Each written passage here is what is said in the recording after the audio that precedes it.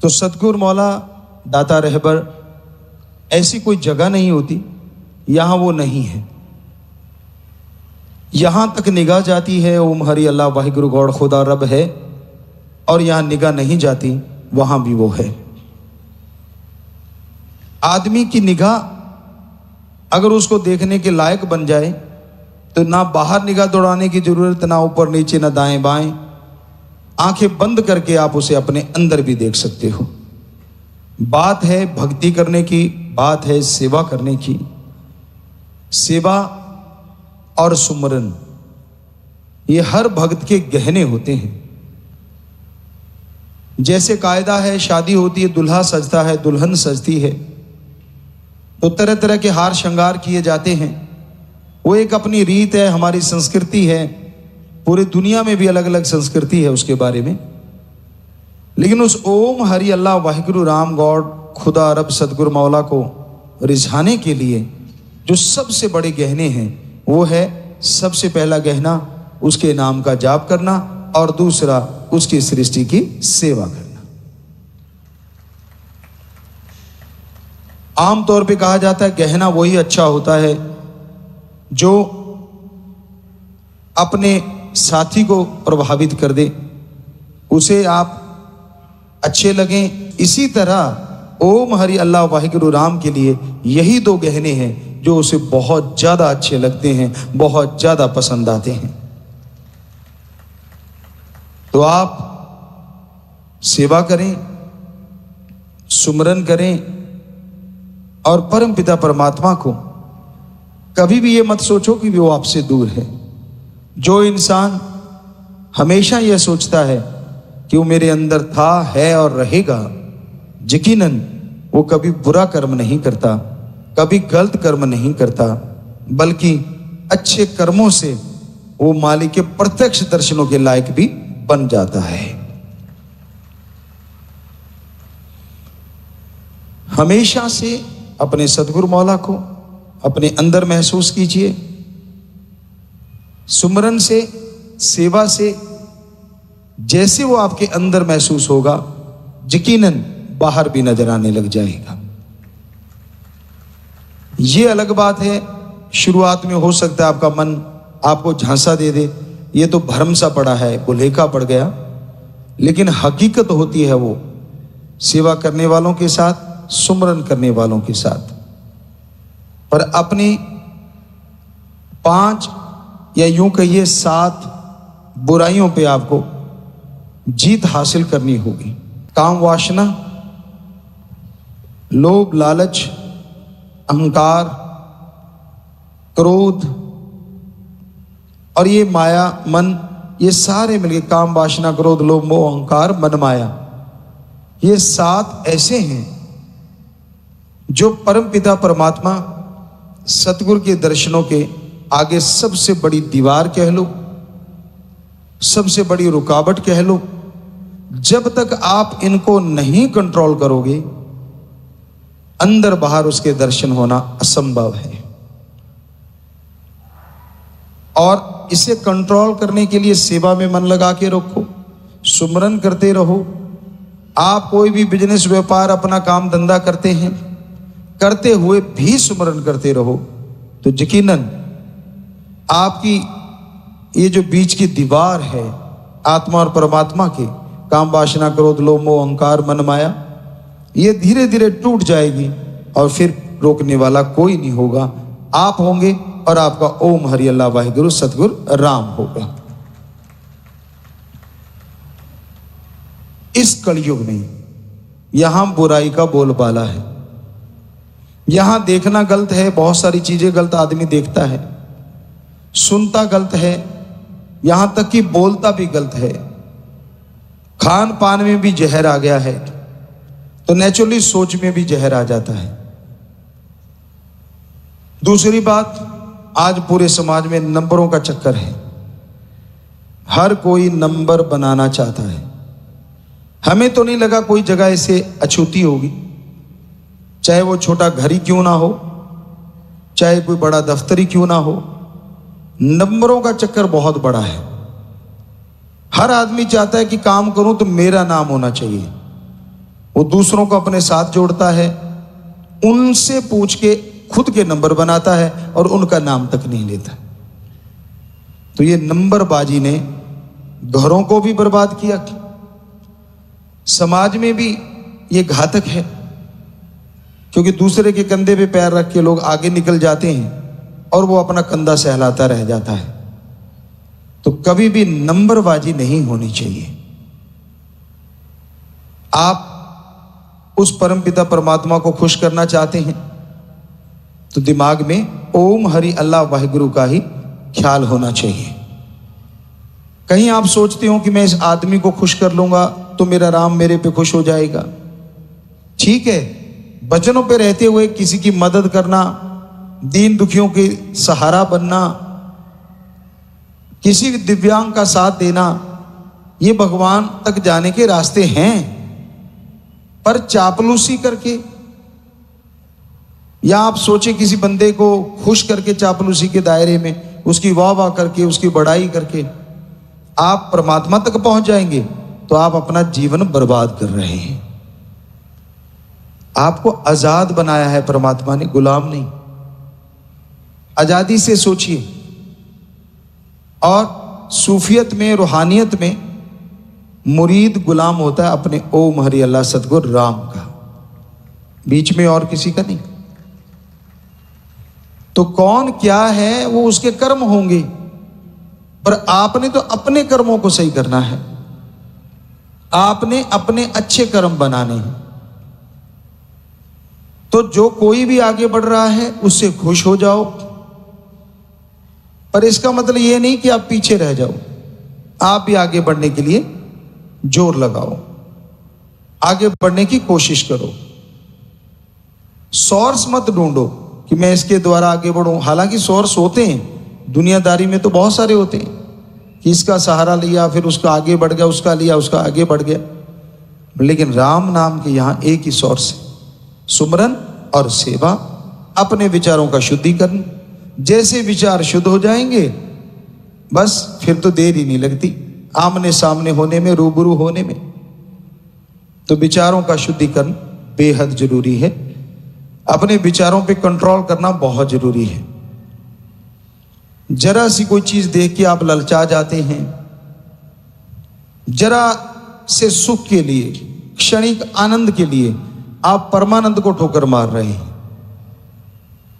जीवा का स्वाद है, इंद्रियों के भोग विलास का स्वाद है, यह क्षणिक होता है, परमानेंट नहीं होता। और ओम हरि अल्लाह वाहिगुरु राम के दर्श दीदार, उसकी भक्ति का जो आनंद है वो परमा आनंद है, जो कभी कम होता ही नहीं, हमेशा बना रहता है। इस जहान में ही नहीं, अगले जहान में भी बरकरार रहता है। तो क्या आपका दिल नहीं चाहता कि यार जीवा के स्वाद के लिए कितनी दुनिया मर गई, इंद्रियों के भोग विलास के स्वाद के लिए कितनी दुनिया मर गई। तो वो जो परमा आनंद है, जो कभी कमी नहीं होता, क्यों ना एक बार जिंदगी में उसको चख के तो देख लें। कितनी चीजें आप टेस्ट करते रहते हो, आज मैंने ये खाया, मीठा रसगुल्ला खा लिया, कल को गुलाब जामुन, फिर जलेबी, ये वो फलां हलवा। तो आपका जी करता रहता है कि चलो बदल के खाना चाहिए कभी कभार, कोई हर्ज भी नहीं। खाना भी जिसको जैसा उपलब्ध होता है वो खाने की कोशिश करता है, पर किस लिए? जीवा के स्वाद के लिए, आपकी संतुष्टि के लिए। तो जरा सोचिए, उस ओम में, उस राम में, उसकी भक्ति में, उसकी औलाद की सृष्टि की सेवा में जो परमानंद है वो कैसा होगा, जरा सोच के देखिए आप। तो वो परमानंद की प्राप्ति के लिए आप जरूर जरूर कोशिश किया करिए। और बड़ा आसान है। अब जितने भी पकवान हैं वो आप बाहर से लेके आते हैं, पैसा लगता है। जैसे अभी आपको बोला मीठा है, चरचरा है, नमकीन है, तो खर्चा तो करना ही पड़ता है ना। और हैरानीजनक बात यह है कि आपको परमानंद के लिए एक पैसा भी खर्च नहीं करना पड़ता। कोई धर्म, जात, मजहब नहीं बदलना पड़ता, कहीं आप सोचो इस धर्म में रह के शायद परमानंद जल्दी मिल जाएगा, जी नहीं। भगवान के लिए सारे धर्म जात मजहब एक है, क्योंकि मानस की जात सब है एक को पहचानो। हमारी जात सबकी एक ही है, कुटुंब है हम। पवित्र वेदों में, सनातन धर्म में पुरातन समय से यह लिखा हुआ मिलता है कि जितना भी संसार है वो कुटुंब है, यानी एक परिवार है। तो आप एक परिवार की तरह हैं।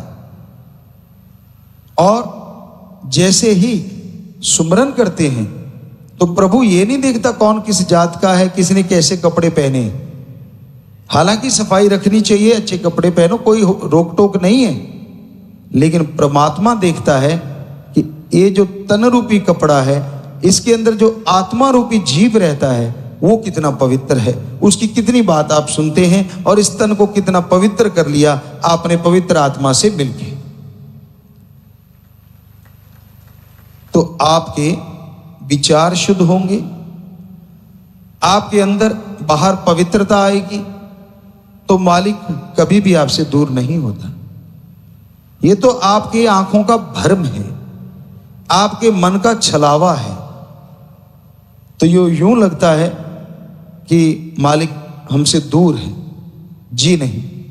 वो कभी भी अपनी औलाद से छोड़ो, पूरी सृष्टि से कभी दूर जाता ही नहीं। वो तो कण कण में, जर्रे जर्रे में रहने वाला है। वो ओम, वो राम, वो अल्लाह वाहिगुरु सतगुरु मौला। कोई जगह ऐसी नहीं, एक तिनका भी ऐसा नहीं यहां वो ना रहता हो। आपके शरीर के कण कण में विराजमान है।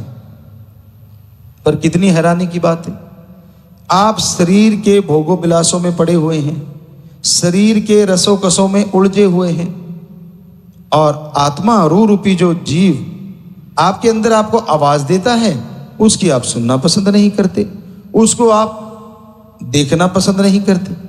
हालांकि हर किसी के अंदर एक आवाज आती है, जिसे आत्मिक आवाज कहते हैं, रूह की आवाज कहते हैं, जमीर की आवाज कहते हैं।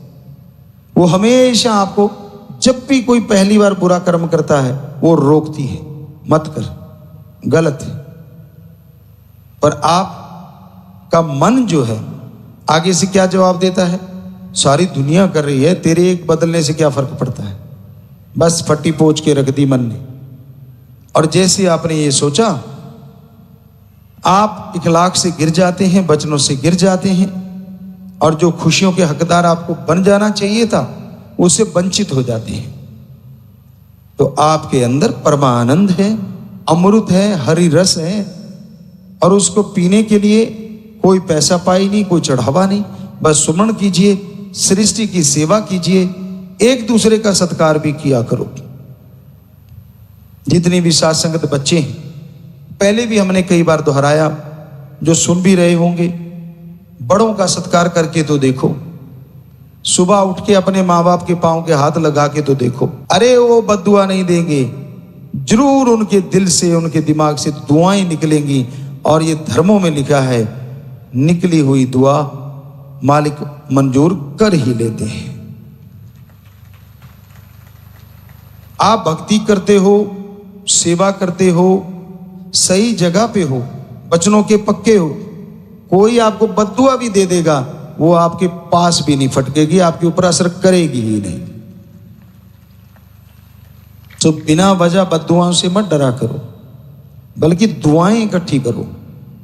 जितनी दुआएं आपके पास होंगी उतने चेहरे पे रौनक होगी, उतनी खुशियां हो, उतनी अंदर बाहर शांति होगी। इसलिए दुआएं जरूर इकट्ठी करो। जैसे आपको बोला कि बच्चे बुजुर्गों के पांव के हाथ कार्य शुरू हो ही चुका है, और माँ बाप उन्हें जरूर दुआ दिया करो, आशीष दिया करो, आशीर्वाद दिया करो कि बेटा तू तेरे काम में सफल हो, बेटा तू सीधे रास्ते पे चले, भगवान तेरी गलत आदतें छुड़वाए। जो भी आपको लगता है आप दुआएं दें। पता नहीं भगवान कौन से सुन ले, कि वो तो पास ही होता है, वो तो अंदर ही होता है। और जब उसने देखा कि ये बेस्वार्थ निस्वार्थ भावना से दुआ दे रहा है, आशीष दे रहा है, तो ऐसी आशीष को प्रभु बहुत जल्दी मंजूर भी कर लेते हैं और उस बच्चे पे असर भी हो जाता है। और हमेशा भगवान से अच्छा मांगा करो, बुरा ना मांगा करो। कई बार आदमी तंग आके कोई बुरी चीज मांग लेता है, जी नहीं, कभी नहीं मांगनी चाहिए। जैसे आपको बात सुनाया करते थे, बन जा सोना, बन जा सोना, नहीं बना, लास्ट में गाली देके कहता पित्तल तो बन जा, वो बन गया। तो गुरु से पूछा कि ये क्या हुआ, कहता एक बार और बोल देता बन जा सोना, सोना बन जाता। सो कहने का मतलब मालिक से जब भी मांगो अच्छी चीज मांगो, गलत मत मांगो। वो तो आपको बोला, चाहे कुछ भी गलत मांगोगे अपने लिए, किसी के लिए भक्त है जो भक्ति करने वाला है, वचनों पे रहने वाला है, सुमरन करने वाला है, उसके बद्दुआ नहीं लगती और मालिक उसके लिए बद्दुआ कबूल ही नहीं करते। पर दुआएं तो करनी चाहिए ना, दुआएं तो लेनी चाहिए। इसलिए कोई भी दीन दुखी मिले उसकी मदद करो, चाहे वो पक्षी क्यों ना हो, चाहे वो पशु क्यों ना हो। अब पशु कोई बीमारी से कराह रहा है और हमारे बच्चे साथ संगत राम अल्लाह वाहिगुरु गौड़ खुदा रब को मानने वाले वहां से गुजर रहे हैं, आपको दिख भी गया कि यार ये पशु बेचारा तड़फ रहा है, क्या पता पानी का प्यासा और आपके पास एक बोतल पानी पिला दो और वहीं पे आपकी भक्ति मंजूर हो जाए। क्या पता भगवान किस रूप में कौन सी खुशी देने को बैठा हो। पर आपको लगता है यार शर्म सी आती है, क्या गाड़ी रोकनी, अब इसके लिए कैसे रोकेंगे, फिर लेट हो जाएंगे। वैसे चाहे कहीं कितने गप मारता रहे तब तो लेट नहीं होता। किसी का भला करने के लिए थोड़ा समय देना भी पड़ जाए तो देना चाहिए। पर परमपिता जी की बात, रहना मस्त ते होना होशियार चाहिए। आजकल ठगी के रूप में भी लोग ऐसा बहाना बना लेते हैं। रात को आप कहीं गाड़ी लेके जा रहे हैं, कोई रोड पे खड़ा हाथ दे रहा है और आपको लगता है यार मैं भला कर दूं। नहीं, हो सकता है वो कोई ठग हो सकता है कोई चोर हो सकता है आपके लिए घातक हो। तो ऐसा भी ध्यान रखना जरूरी है। कहीं आप सोचो गुरुजी ने तो कह दिया था और रात को कहीं ठग जाओ, फिर कोई गाड़ी छीन के भाग जाए, कोई पैसे छीन के भाग जाए। जी नहीं, ऐसी भलाई नहीं। दिन में आप बहुत सारी भलाई कर सकते हैं। पशु देख लिया, कोई आदमी घायल देख लिया, रात को दिन को देखा कि तड़फ रहा है, वाकई रियल में वो ऐसा है, तो आप 5-7 लोग आप हैं तो मिलके सहायता कर सकते हैं। पर आजकल बड़ी नाटकबाजी चल रही है। सो लोग ठगने के लिए नए नए तरीके भी बना लेते हैं कि ये रोक लेगा मेरे ऐसा करने से या ऐसा। तो थोड़ा सा इस तरफ भी परमपिता जी वाले वचनों पे भी ध्यान दिया करो। रहना मस्त ते होना होशियार चाहिए। मस्ती जरूर रखो लेकिन थोड़ी सी होशियारी भी होनी चाहिए, किसी की चुंगल में ना फंस जाएं आप। तो आज का टाइम ऐसा है, भला करना भी सोच समझ के करना पड़ता है। सो बेपरवाह जी के वो वचन, भला करने वाले भलाई किए जा, चाहे वो इस बॉडी में लिखे चाहे उसमें बात है कि उन्हीं का सब कुछ है। उन्होंने वचन किए थे, हम थे हम हैं हम ही रहेंगे।